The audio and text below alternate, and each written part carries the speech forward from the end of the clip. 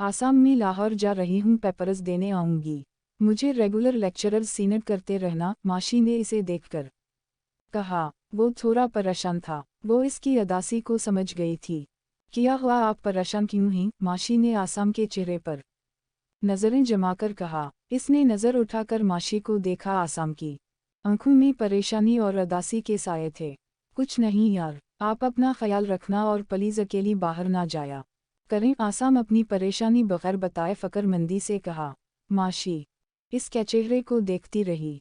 और प्लीज अपना ख्याल रखना, आई नो वहाँ आपका सब ख्याल रखने वाले हैं। फिर भी आसाम ने इसके टूटे हुए बाजू को देखकर आंखें बंद कर ली। माशी अभी भी अपने महबूब को देख रही थी।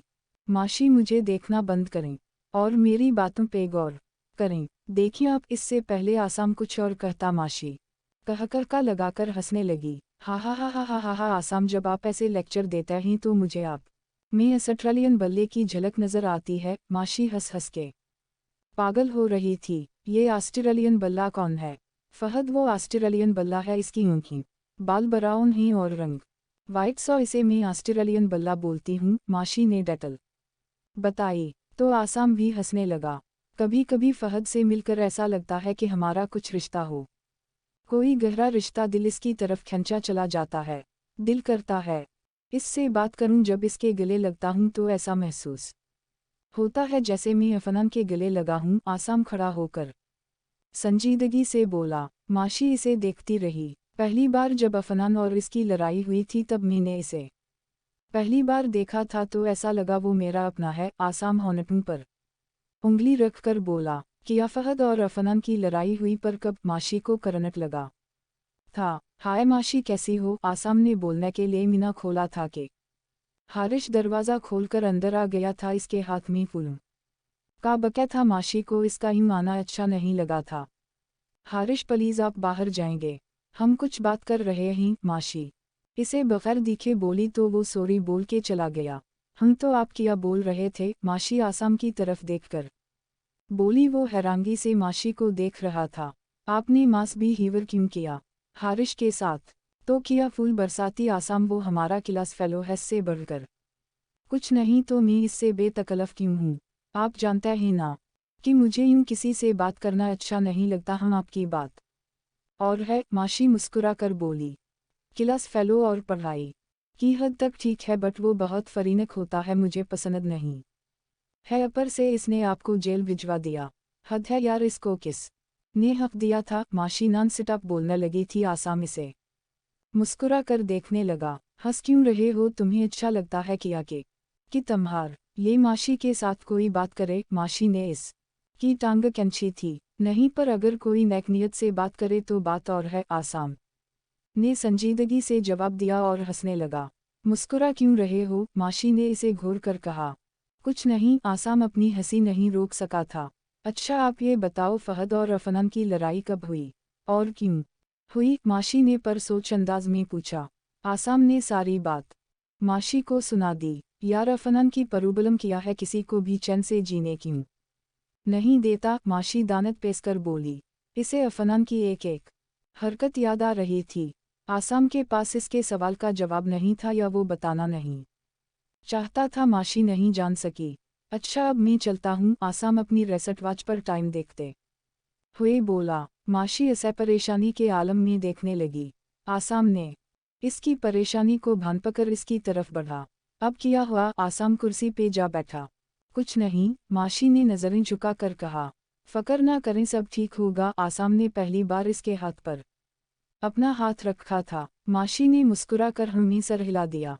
आसाम, माशी ने जज्बात से भरी आवाज में सरगोशी की।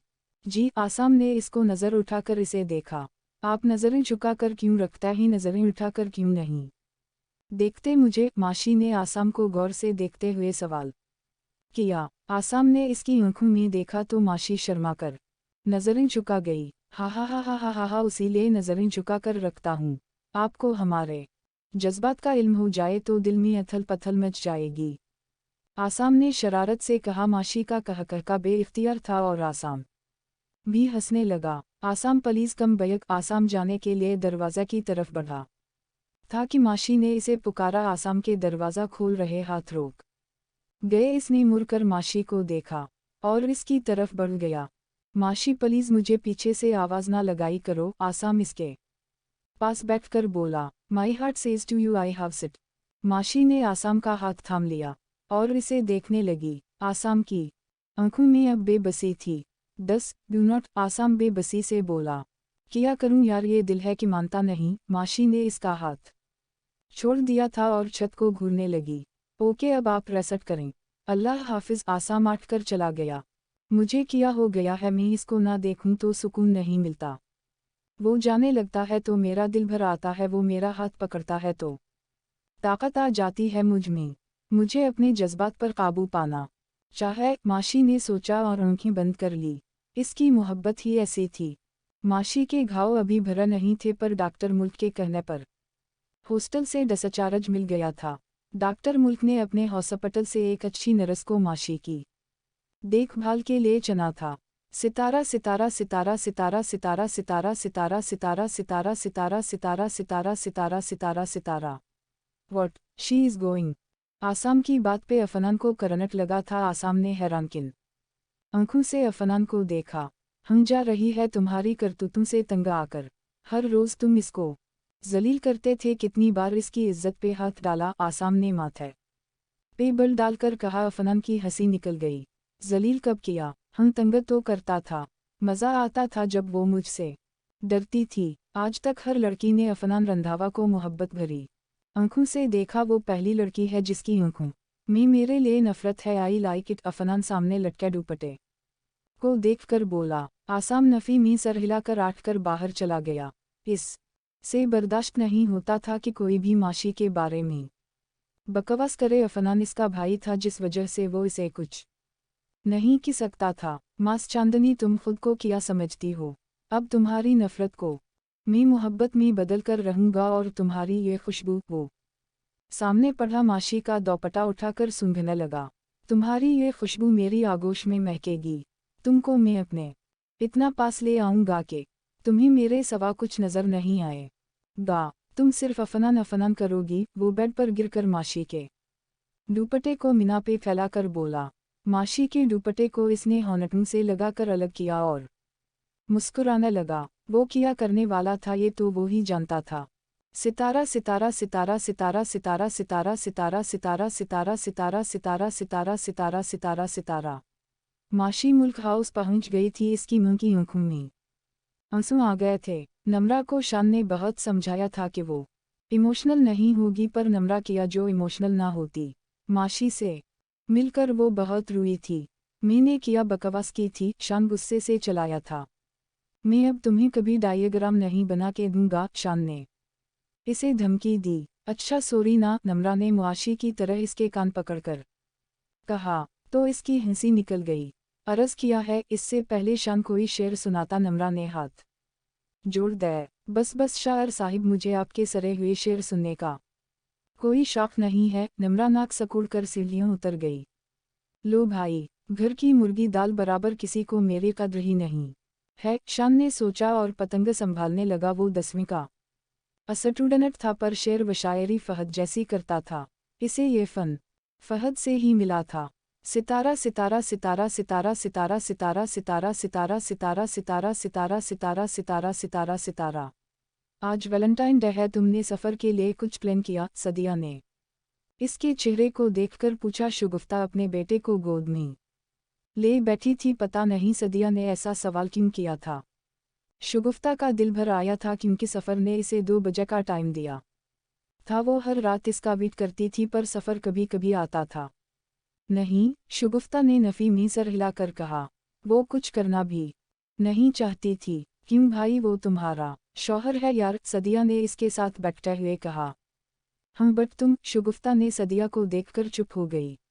हाँ हो शुगुफ्ता, किस्मत ने हमें एक साथ खड़ा किया है तो रिश्ता निभाना तो होगा। वैसे भी तुम्हें और सफ़र को कभी टाइम नहीं मिला, उसी बहाना टाइम भी स्पेंड कर लेना। चलो। सदिया ने इस की गोद से बच्चे को पकड़ लिया और बच्चे की छोटी सी नाक दबाने लगी। शुगुफ्ता को समझ नहीं आई। सदिया और सफ़र दोनों ही अंदर से कुछ और बाहर से कुछ थे। ओके, मैं कुछ सोचती हूँ। शुगुफ्ता अटकते हुए बोली। वो कमरे में जाकर सोचने लग गई कि क्या करे। इसका दिल मान गया था। आखिर काफ़ी देर बाद इसे कोई आइडिया आया तो वो मुलाजिमा को साथ लेकर बाजार चली गई। सफ़र के लिए गिफ्ट्स ले और वापस आकर अपने कमरे को कैंडल्स बलून्स वगैरह से सजाने लग गई। इस काम से फारिग होकर इसने ब्राउन एम्ब्रॉयडर्ड साड़ी जेब तन कर ली। सिंपल सी ज्वेलरी पहन के बालों को खोला छोड़कर खुद को देखने लग गई। इतने में बच्चा रोने लग गया। इसने बच्चे को दूध पिलाकर सोला दिया और सफ़र का वेट करने लगी। काफ़ी देर बाद गाड़ी का हॉर्न सुनकर वो खिड़की पे जा खड़ी हुई। सफ़र दरवाज़ा खोलकर अंदर दाखिल हुआ था। इसके हाथ में कुछ गिफ्ट्स थे। शगुफ्ता फिर से आईने में खुद को देखते हवा में सकरा कर बाहर की तरफ लपकी। सीढ़ियों उतरते हुए इसके पाँव थम गए। हाल में सफ़र और शगुफ्ता खड़े थे। सफ़र की गाल पर लिपस्टिक का निशान था। वो दोनों हंसकर कुछ बात कर रहे थे। सफ़र ने गिफ्ट्स सदिया को थमा दिए थे। शगुफ्ता ने नज़रें झुका ली और सीढ़ियों उतरकर किचन में घुस गई। पानी लेकर वो बाहर आई। शगुफ्ता, हम बाहर जा रहे हैं, तुम चलोगी? सफ़र सोफे पर बैठा था। शगुफ्ता को देखकर बोला तो इसने मुस्कुरा कर नफ़ी में सर हिला दिया। ओके सदिया, जल्दी करो। सफ़र घड़ी देखकर बोला। शगुफ्ता कादल भर आया था जिसका डर था असवा ही हुआ था। सफ़र ने इस पे नज़र डाली तो वो मुस्कुरा कर सीढ़ियाँ चढ़ गई। सफ़र को इसकी मुस्कुराहट कितनी फकी लगी थी इसके चेहरे पे। सफ़र की आँखें उलझ गई थी। थोड़ी देर में इसे गाड़ी सटारट होती सुनाई दी। वो खिड़की में खड़ी होकर देखने लगी। सफ़र और सदिया बहुत दूर चले गए थे। शगुफ्ता ने ज्वेलरी उतार दी, साड़ी भी खींच दी और कपड़े चेंज करके लेट गई। दिल में आग लगी हुई थी। वो सब्र वाली थी पर इतना सब्र कर कर के वो थक चुकी थी। आंसू से चेहरा तर हो गया तो वो वॉशरूम चली गई। वापस आकर इस ने सारे कमरे को तहस नहस कर दिया। कैंडल्स को उठाकर खिड़की से बाहर फेंक दिया। फूलों को बेड से नीचे फेंक दिया। कमरे को तहस नहस कर के वो बेड के साथ टैक लगाकर बैठ गई। इतने में दरवाज़े पे दस्तक हुई थी। वो अपने आंसू साफ करके बाहर चली गई। बड़ा बच्चा बाहर खड़ा था। छोटी मामा, क्या हुआ? वो शगुफ्ता की मोटी मोटी आँखों में आंसू देखकर परेशान हो गया था।